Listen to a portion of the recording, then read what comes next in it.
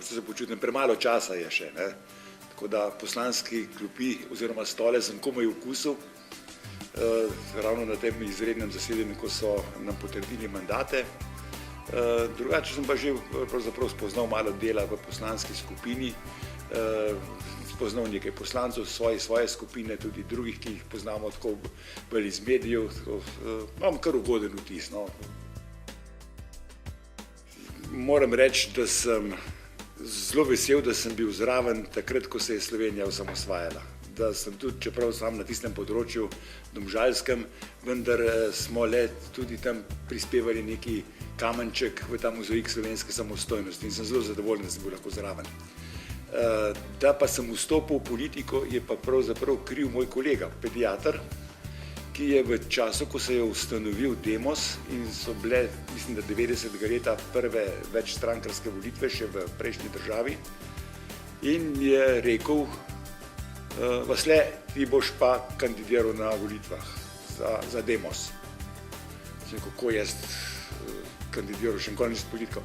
Rekel, nimamo denarja, težko bomo prišli v medije, zdravniki smo prepoznavni in boš kandidiral. In sem se potem seveda vključil v to aktivnosti, no in tako da smo v okviru Demosa potem sem vstopil v Slovenske krščanske demokrate, k Slovenskim krščanskim demokratom in tako je potem se začela ta moja tudi vzporedno politična pot.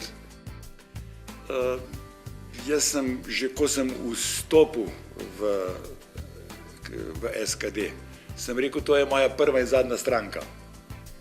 Ampak potem je s to združitvijo je tako pač naneslo, da je prišlo do teh nesoglasij. Mislim, da je bilo to ravno v zvezi z spremembo volilnega sistema, kjer je SLS glasovala drugače, kot je bilo znotraj dogovorjeno, in je takrat potem, mislim, da je bilo to nekje v začetku avgusta, takrat, da je potem nastala Nova Slovenija, no in sem to svojo besedo, bom rekel, narekovaju pojedel in se pridružil Novi Sloveniji, ker to je bilo le eno logično nadaljevanje SKD-ja.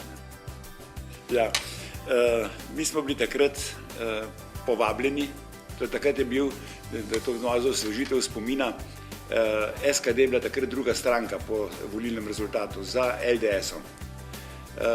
In moram tako uvodoma bom še povedal, da pravzaprav je bilo takrat naše članstvo zelo nasprotovalo vstopu v koalicijo z LDS. Vendar smo mi imeli takrat svetovalce od zunaj, mislim, da so bili z Nizozemske, krščanska demokracija z Nizozemske, da so bili svetovalci, ki so rekli, da je neumnost iti drugi stranki po rezultatu v opozicijo, da veliko več lahko dosežeš s svojega programa in svojih ciljev, če si v vladi, kot če si v opoziciji. No, to je tudi tako uvodoma, no, ampak takrat smo bili potem povabljeni se strani Avstrijske ljudske stranke, pa na eno pravzaprav spoznavanje parlamentarnega dela. Mi še nismo imeli te izkušnje dvodomnega parlamenta oziroma enodomnega parlamenta, potem ta, kaj je že, državni svet, recimo, ne, državni zbor. Mi smo imeli izkušnjo s to trodomno skupščino še takrat, ne. No in nismo bili vajeni tega dela in nas je Avstrijska ljudska stranka, te tako na novo izvoljene poslance, so nas povabili na eno tako izpopolnjevanje oziroma izobraževanje na Dunaj. No in tam smo se spoznali z njihovo parlamentarno dvorano, s plenarnim zasedanjem, z delom v poslanski skupini, delom v posameznih odborih, kako se urnik pripravlja, vse te reči. Vmes so nam pokazali tudi nekaj Dunaja, to je bilo blizu, to njihov center izobraževalni blizu lepega gradu Schönbrunn. No in potem smo vsi zadovoljni, novi poslanci, smo potem odšli proti domu in smo se ustavili tudi v Celovcu, kjer je takratni naš PR-ovc, gospod Sommerjäger, kupil časopis Republika, ki je bil še takrat.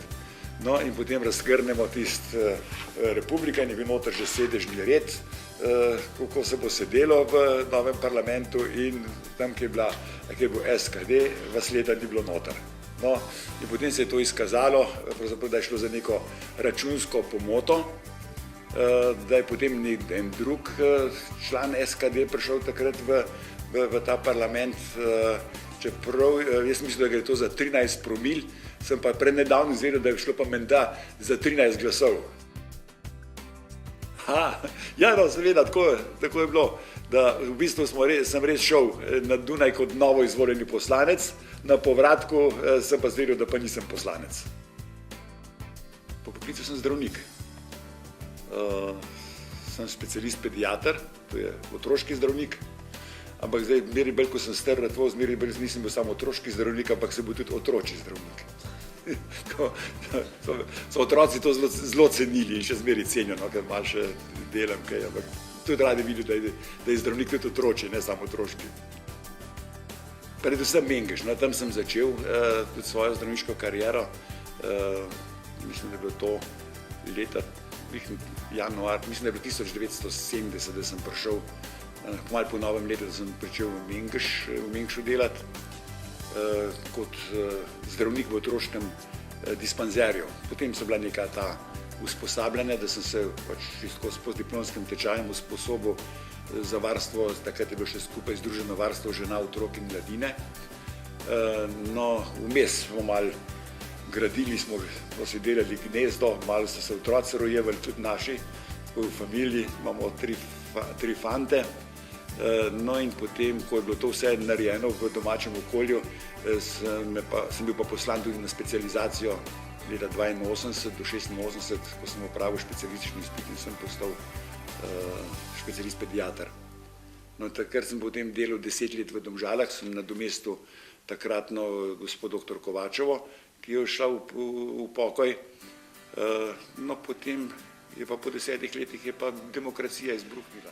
No, že prej omenjeno to izpopolnjevanje parlamentarno na Dunaju je nekako prineslo, da sem jaz vskočil kot prevajalec o zadevah Evropske zveze, Evropske unije, ko nam je predavala neka gospa, ki je znala nemško pa francosko, ni pa znala angleško. Ta gospod Zomareger je imel pa en nujen opravek, pa ni mogel on prevajati takrat nam to in sem jaz potem njoj direktno prevajal to zadeve o Evropski uniji, kolegom poslancem. No in potem se je to malo razvedlo, no in ko je vstopilo se v koalicijo, takratni gospod Peterle postal zunanji minister, je pokojni gospod Stanič enkrat me kliče, pravi: Janez, Lojze bi te pa rad imel v svoji ekipi na ministrstvu. No in tako je potem prišlo, da sem se odločil za to izkušnjo.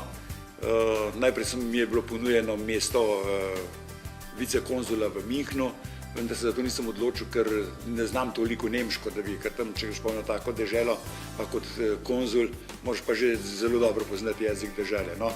In potem je nekrat sred poletja, zazvoni zelo pozno po noči, zazvoni telefon in pravi ta kadrovska ministrica, gospa z Ministrstva za zunanje zadeve: kaj, gospod Vasle, kaj pa Grčija? Pa sem rekel ja. In potem sem šel prekinil to mojo zdravniško delo, sem šel za kratek čas na priprave na zunanje ministrstvo in potem v maju 1994 smo potem odpotovali v Grčijo do 1998. Lepa izkušnja, moram reči. Zelo vesel in hvaležen, da smo to priložnost to doživeti. No, to je bilo veleposlaništvo. Mi prej smo imeli častni konzulat, je bilo, no, potem se je odprlo veleposlaništvo in znotraj veleposlaništva je seveda tudi konzularni oddelek. To se pravi, jaz sem se tako malo, ker me je kdo vprašal, kaj pa dela konzul. Sem rekel, to je ena taka izpostava občine v tujini.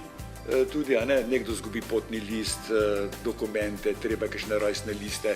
Recimo v tistem času smo urejali veliko s temi državljanstvi, te, ki so v tujini živeli, tudi v Grčiji so se pojavljali ljudje, ki so imeli slovenske korenine in so bili zainteresirani. Zanimivo, da jih je bilo kar nekaj tudi iz Srbije, ki so bili rojeni v Sloveniji, recimo to so bili razni vojaške osebe, ki so bili na službovanju, ampak po tistih pravilih je prišel en fant, da mu niso podaljšali potnega lista jugoslovanskega, ker je on slovenski državljan.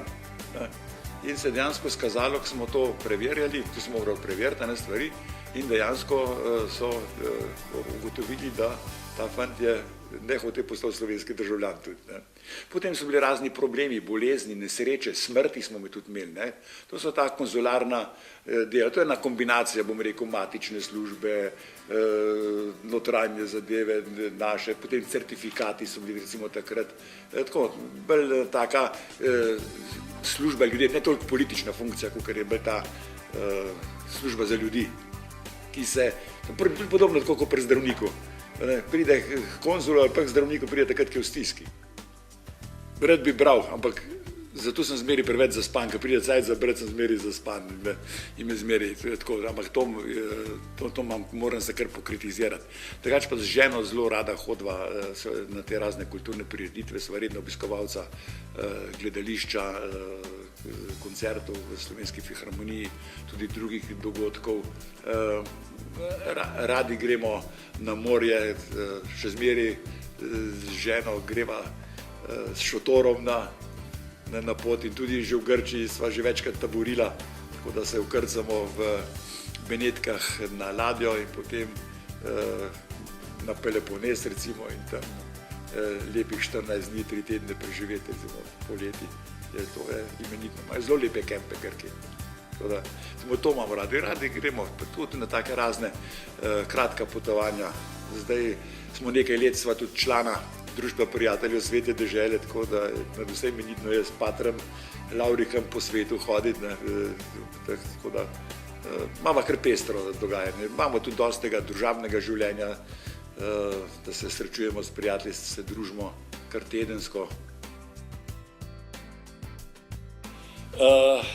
Bom tako rekel, takrat v samem začetku sem imel zelo močno podporo, ko se je začelo v tem času osamosvajanja recimo. Tudi moram reči, da ta mlajši fant je bil še sorazmerno mlad, ni mu še tega občutka, ampak bom rekel tudi ta starejša dva fanta, tudi ta večji je že itak bil tudi upoklican potem takrat v takratno teritorialno obrambo, ta drugi je pa tudi čakal, da ga bi prišli poklicati, ampak je bilo prej konc. Tako da tudi, kar se tega tiče zelo in tudi potem to vključitev v to novo politično življenje. Seveda potem so se pa te obveznosti poleg službe, res moram reči, nisem nikdar zanemaril na račun politike, je pa potem zmeri manj časa ostajalo za doma, tako da sem imel tudi nekaj opozicije, tudi se strani moje boljše polovice, tako da bila zmeri malo slabe volje, kadar se je kaj zgodilo. Tudi zdaj ni najbolj srečna. Moram pa reči, da tudi mene to presenetilo. Pravzaprav jaz sem šel na te zadnje volitve, da tudi tle nekako to aktivno politično kariero zaključim, če sem že kot zdravnik upokojil, da tudi tle to aktivno vlogo opustim, no se je pa tako zasukalo. Me je veselilo, hvala lepa tudi vam za povabilo in pozdravljam tudi naše gledalce. Hvala lepa.